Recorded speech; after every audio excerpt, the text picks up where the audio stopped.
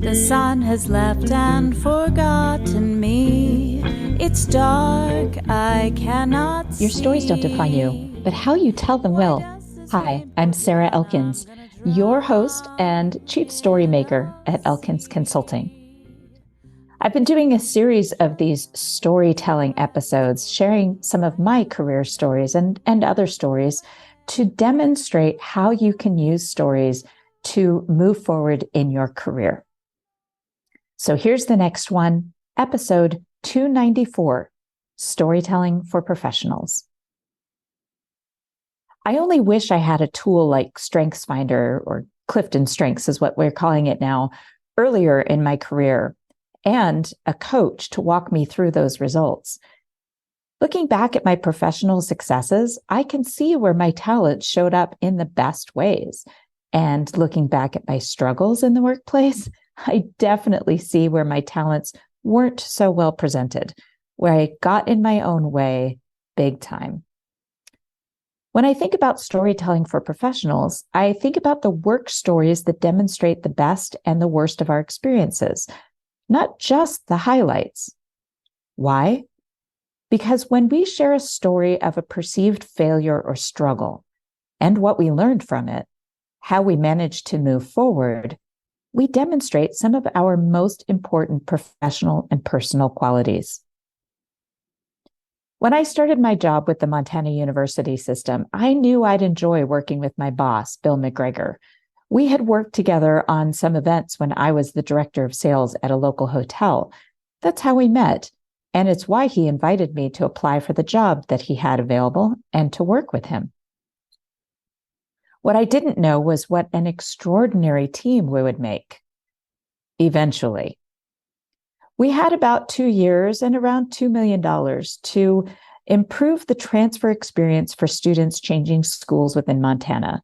The goal was to make it simple for a student who took, say, college algebra at the University of Montana in Missoula to immediately get credit for college algebra when they transferred to Montana State University in Bozeman.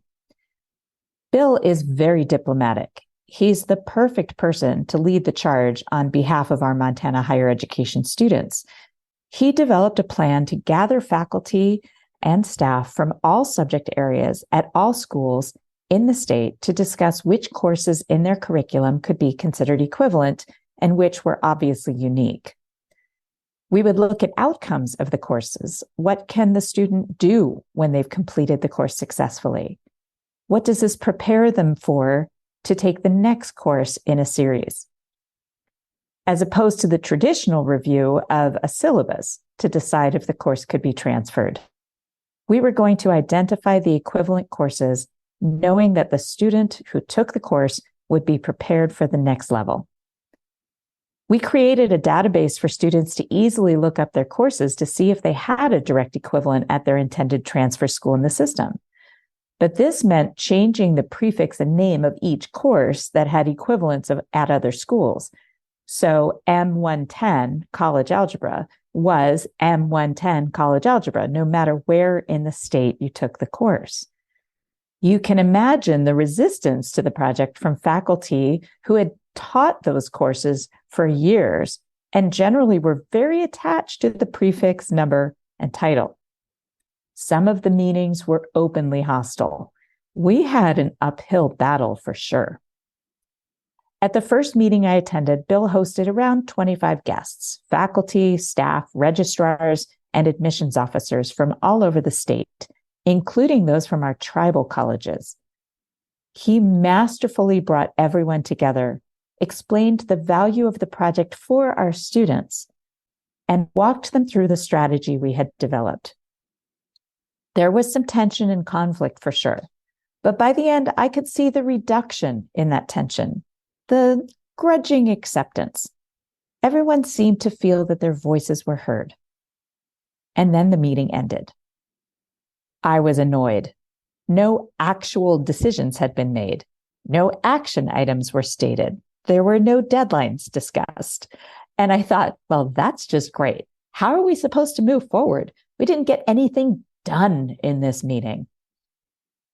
The next 2 or 3 meetings went the same way, and I found myself seriously frustrated, biting my tongue during the meetings until I couldn't stand it anymore. At one, I interrupted my boss, asked a few pointed questions that we really needed answers to, and recruited a few people to take the lead and set deadlines for small parts of the project. I didn't notice my boss's reaction until we got in the car to return to our office. He was not pleased. "Why did you interrupt and take over the meeting like that?" I answered that we really needed to see some progress in these meetings, and I was getting frustrated with the long-winded academic conversations. "I'm sorry, Bill. I know I could have handled that better. I got the impression you hired me because I take action, because I get things done. I'm sure we can figure out a way to work better together." It took a few days for both of us to cool down. It was pretty intense. When we scheduled the next meeting for faculty, I mentioned to Bill that an agenda with specific outcomes listed at the end might help move things forward. Then I asked what his goal was for that particular meeting. Bill said, "I just want people to feel like their voices are heard. That's it. I want to set the foundation here for this group of faculty to know we aren't railroading them into agreeing to something that doesn't make sense." Whew. Now that I understood the point of the meeting and his style of leadership, I was able to reduce my own frustration. I offered to take notes so I'd at least be able to distract myself. I was still very frustrated, but far less than before because I knew his goals.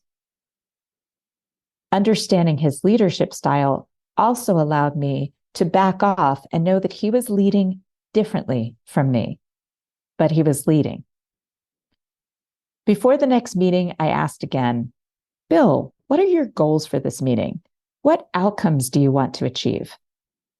This time he answered, "I want to make sure everyone is comfortable to speak, and I want to see if we can get through at least half of this list of 400 math courses to identify which of the courses might be considered equivalent and which are obviously unique."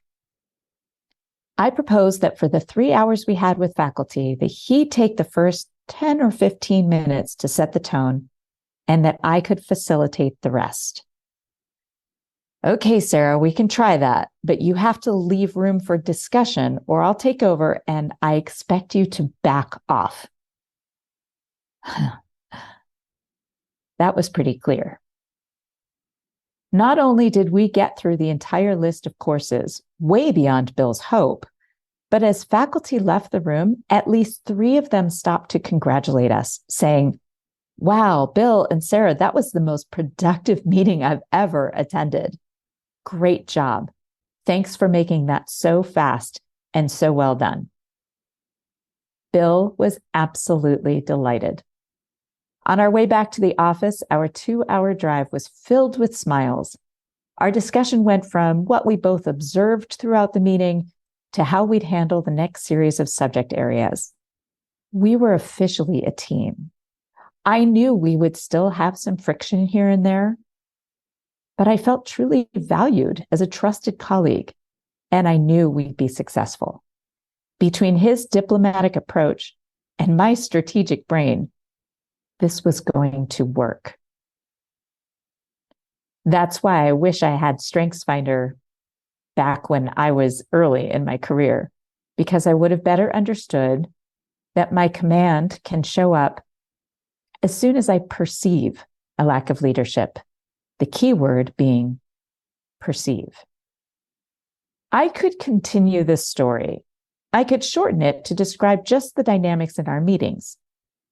I could go into more detail about the conflict between us, or I could pick out another specific situation in those 2.5 years with Bill that demonstrates a different part of my work style, the way I approach problem solving, my character, the way I approach conflict, and personal development. You learned a lot about me simply by listening. One critical factor is that I didn't just share how I succeeded. I shared how we worked as a team, and I shared a potential weakness, my frustration with my boss. I interrupted him, and we had a problem between us that had to be solved. Are you picking up what I'm dropping off here? One of the most common questions my job interview storytelling clients ask is that, how do I answer that question? What's your biggest weakness? My story answered that question while demonstrating the strategic way I approached my boss after our conflict. It also demonstrated how my solution worked, the outcomes of learning important lessons. It shared that I not only understood my role in the conflict, but that I learned something from it. Okay, listeners, now it's your turn. Think back on the story I just shared. Did my story remind you of something that happened recently at work, or maybe earlier in your career? What was your experience that was similar? Can you identify the characters in the story and what lessons you learned? Categorize the story so you know what that story demonstrates about who you are and how you work. Story sharing can play a pivotal role in your career. Whether you're in an interview or at a networking event, speaking in front of a room full of executives, or at the proverbial water cooler, meaningful career stories are your opportunity to demonstrate your talents and successes without bragging. Add a couple of stories to your story collection. In my work, I call it a story portfolio. Add a story so you know which story to share when you want people to know something specific about you. Thanks for listening to the Your Stories Don't Define You podcast. Are you curious about working with me to provide career storytelling workshops for you or your team so they can develop within your organization and be the best ambassadors for you and your mission? Schedule a discovery call with me by visiting elkinsconsulting.com. Thanks for listening. Smile, what's the use of crying? You'll find that life is still worthwhile if you just smile.